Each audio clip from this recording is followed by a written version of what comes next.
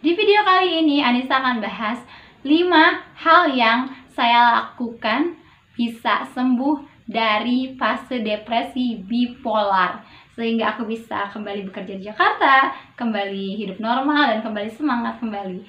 Oke, jangan kemana-mana, ikuti terus perjalanan aku dan aku bakalan ceritain semuanya. Oke?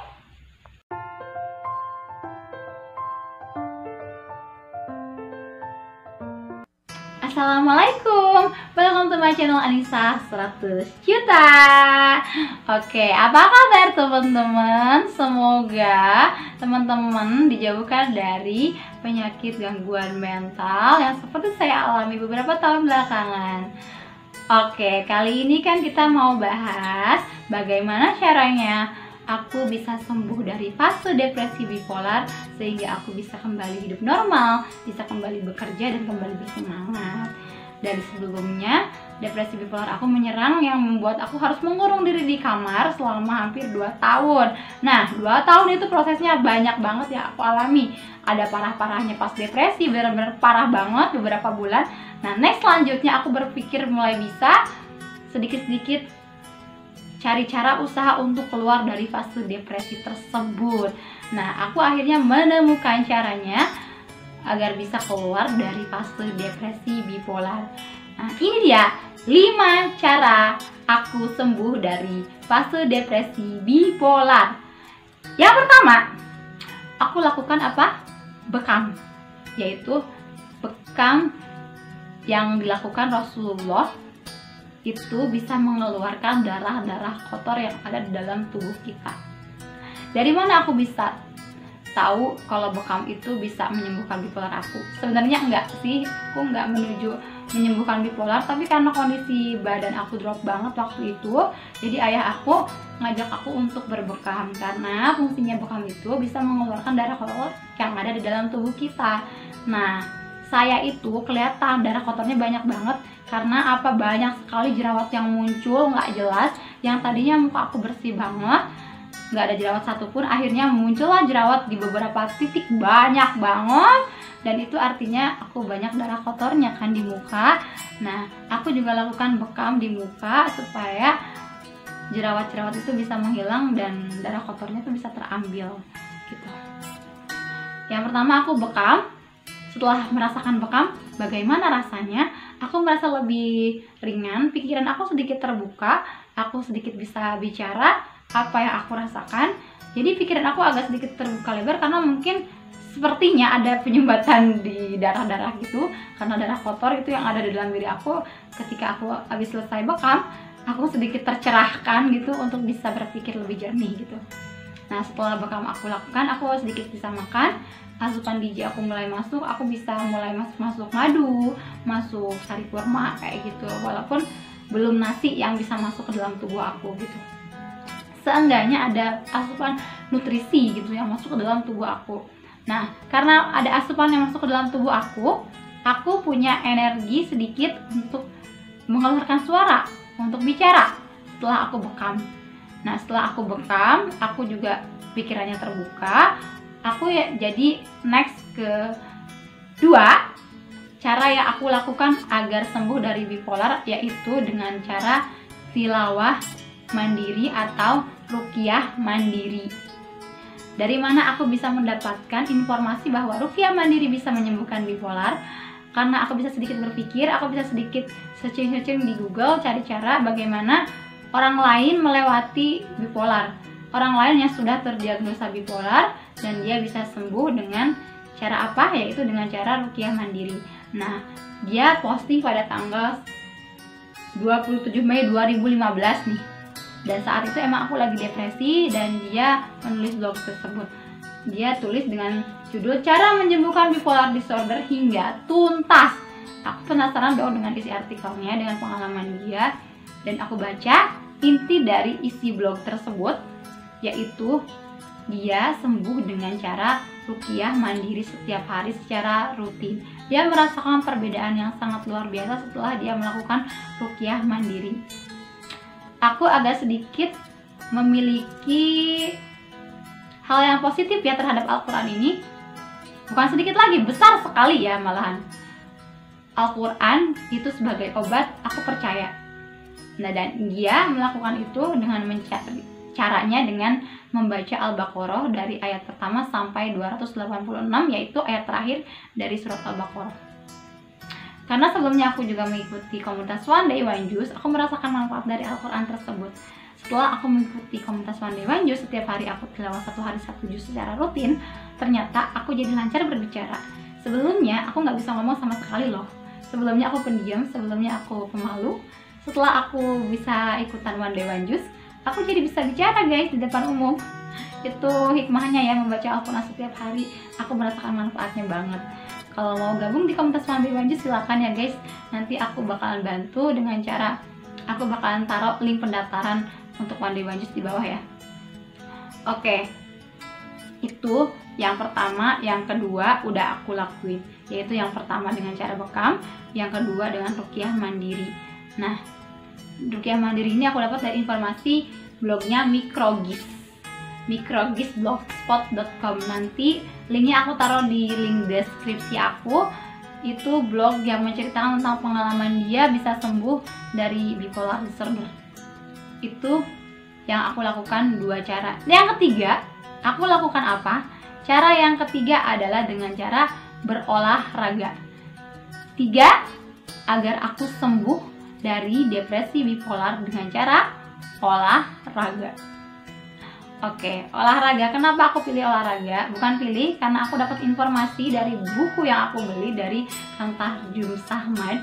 Dia seseorang penyintas bipolar juga. Dia bisa sembuh dari bipolar dengan tanpa obat. Nah, di buku tersebut dia menuliskan bahwa dia bisa sembuh dari bipolar dengan cara berolahraga.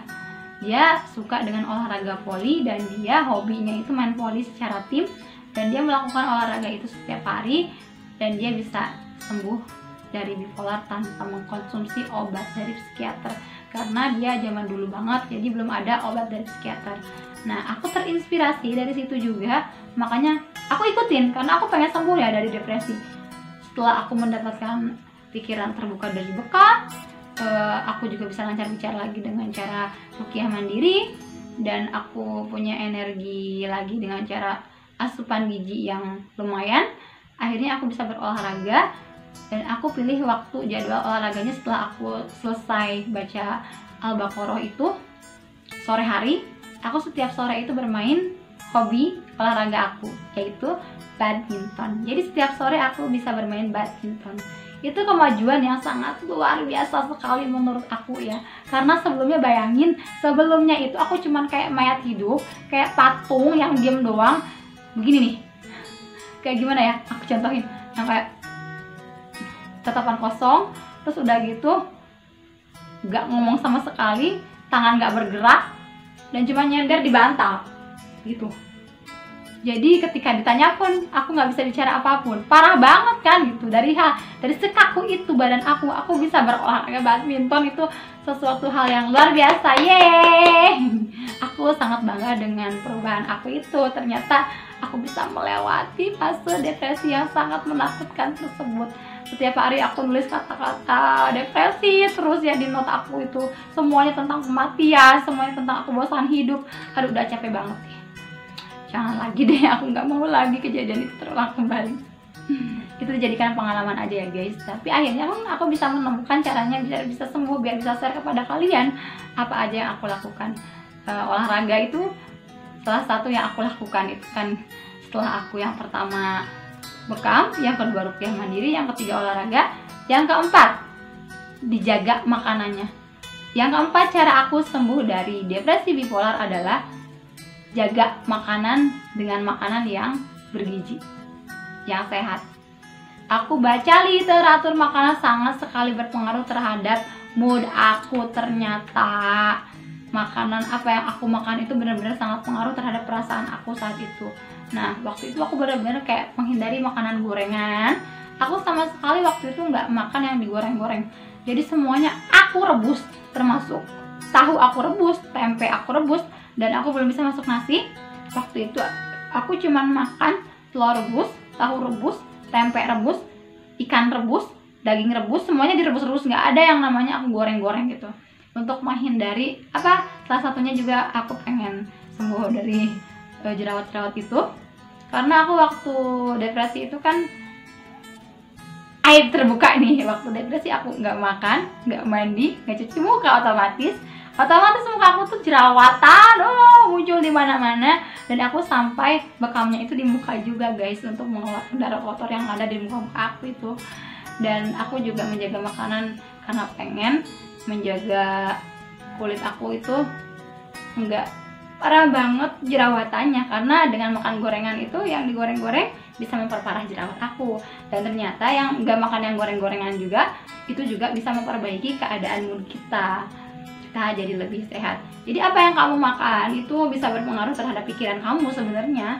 Itu udah aku alami dan aku jalani. Kemarin itu aku rutin setiap hari itu makanannya itu yang direbus-rebus, ternyata membuahkan hasil guys. Aku lebih baik, merasa lebih tenang, merasa lebih terkontrol aja gitu, merasa lebih baik daripada yang aku yang cuma diam doang, yang blank itu, yang nggak ngerti kayak gimana perasaannya, yang jiwanya kosong itu aku nggak tahu lagi. Nah, setelah aku mengalami beberapa hal yang aku lewati itu, aku harus pertama ruqyah mandiri dulu, aku harus bekam dulu, aku harus olahraga, aku harus juga jaga makanan yang bergizi, yang sehat gitu, terutama makanan gorengan itu. Aku bener-bener anti banget sama makanan yang digoreng waktu itu. Nah, yang kelima, yang terakhir yang aku lakukan adalah dengan cara meningkatkan ibadah. Setelah aku punya energi, pikiran aku terbuka, aku berpikir bahwa siapa lagi sih yang bisa menyembuhkan penyakit kecuali Tuhan yang memberikan penyakit kepada kita. Aku berpikir seperti itu. Setelah hal-hal ibadah yang aku lakuin kayak ruqyah mandiri, kayak tilawah juga, itu kan salah satu ibadah juga. Nah, aku jadi lebih ringan melakukan ibadah-ibadah yang lainnya. Kayak misalkan aku bisa sholat sunnah duha, bisa sholat sunnah tahajud. Aku bisa lakuin itu setelah aku bisa baca tilawah setiap hari. Itu lebih gampang untuk bangun tahajud, itu gampang banget. Itu kayak dibangunin sendiri gitu. Kayak Tuhan tuh kayak udah membangunin aku, ayo bangun, bisa bangun untuk sholat tahajud. Gampang banget ternyata setelah kita tilawah setiap hari. Jadi seharinya itu emang benar-benar tilawah dan aku nggak melakukan dosa apapun, dan cuma tilawah fokus doang, dan itu gampang banget bikin kita bangun tahajud. Nah, ketika tahajud itu aku benar-benar berdoa, ya Tuhan, sembuhkan aku pengen kerja lagi kayak dulu di Jakarta, bahkan bisa lebih baik lagi. Aku minta kayak gitu, minta banget kayak gitu ya Allah, dengan semohon-mohonnya aku kepada Tuhan gitu, hamba yang butuh sekali kepada Tuhannya gitu. Dari situ juga aku bisa ngambil hikmahnya. Aku kenapa depresi itu mendekatkan aku banget kepada Tuhan setelah itu gitu. Nah, itu yang kelima, yaitu tingkatkan ibadah. Kayak puasa. Nah, aku juga mampu puasa lagi guys.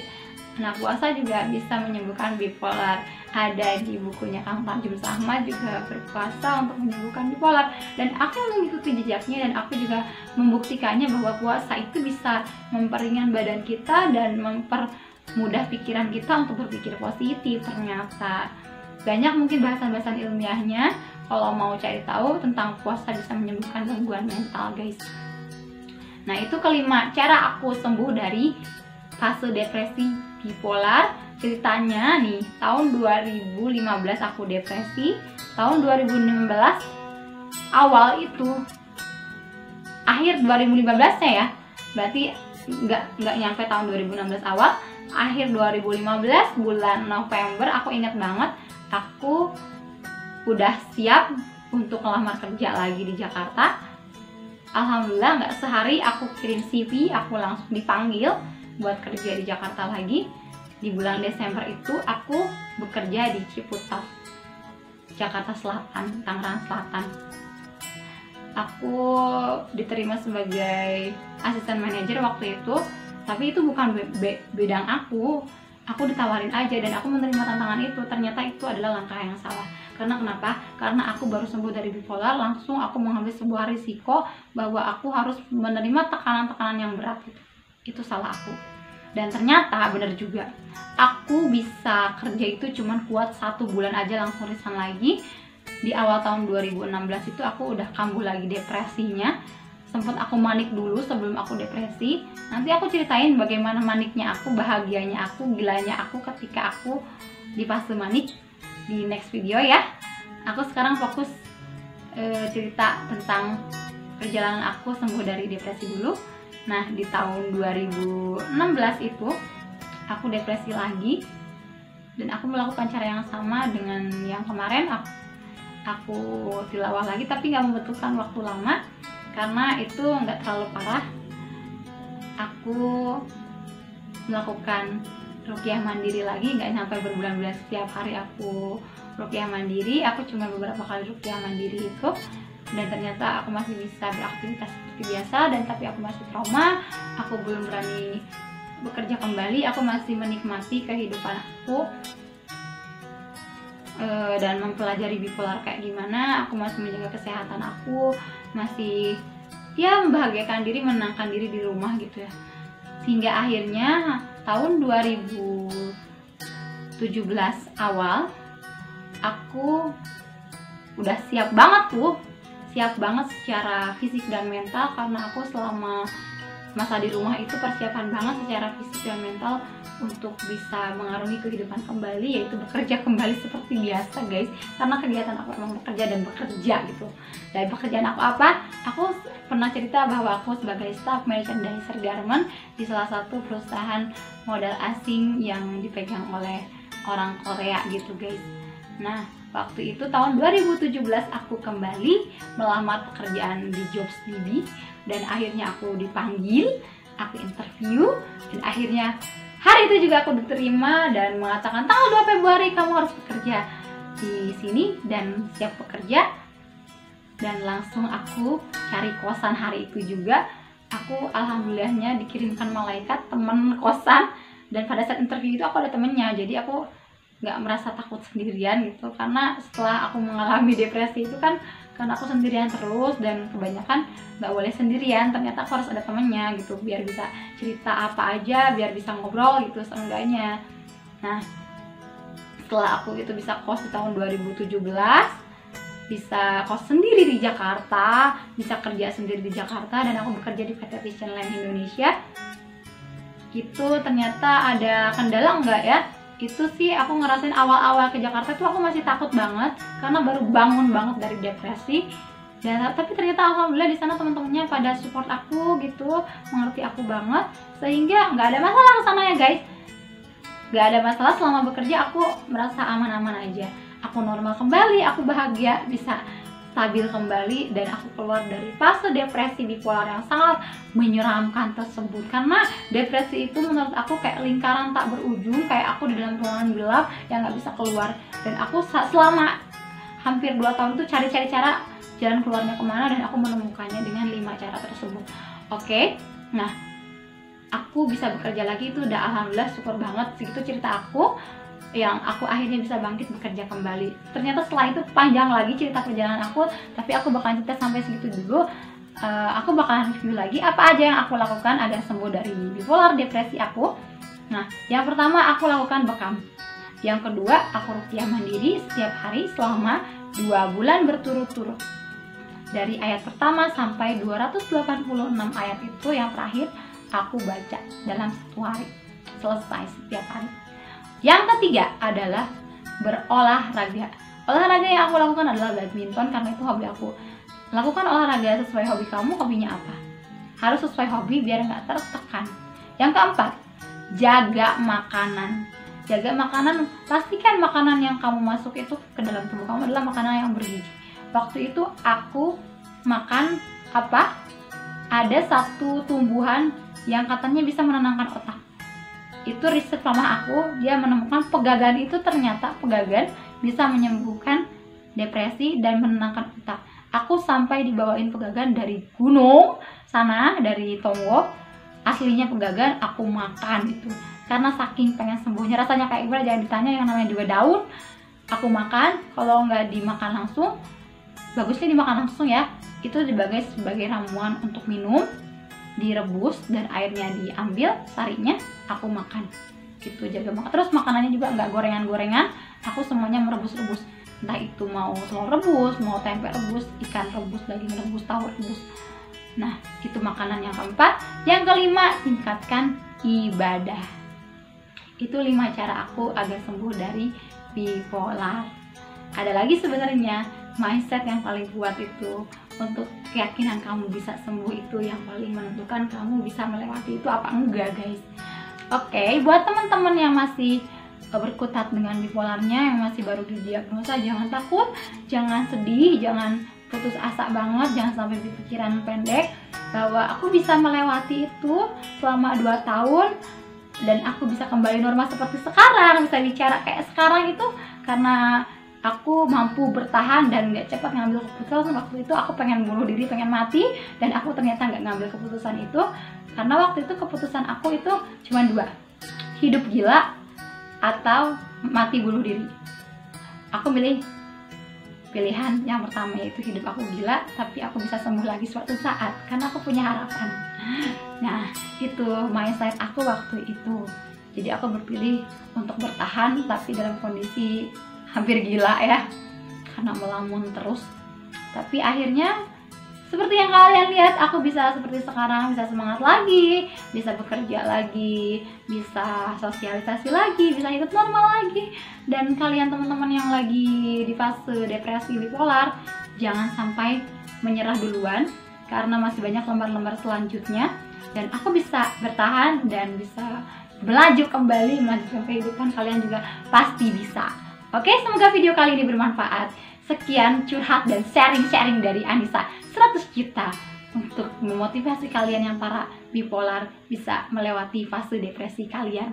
Oke, semoga video ini bermanfaat dan bisa menambahkan wawasan kalian, bisa menjadikan solusi buat kalian juga yang lagi cari cara buat sembuh dari bipolar.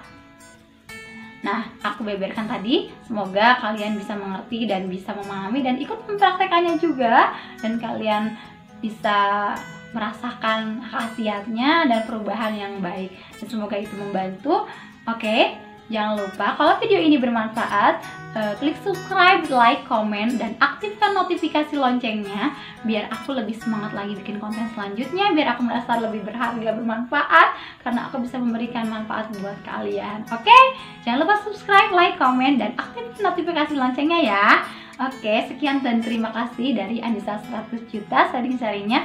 Oke, nanti aku bakalan bikin next video-video lagi tentang bipolar. Jangan kemana-mana, pantengin terus channel ini. Jangan lupa di subscribe ya. Sekali lagi jangan lupa subscribe ya guys, gitu. Pokoknya aku bakalan ngingetin terus untuk subscribe channel ini biar aku semangat untuk berbicara terus. Oke, sampai jumpa dan jangan kangen sama aku. Oke, bye-bye.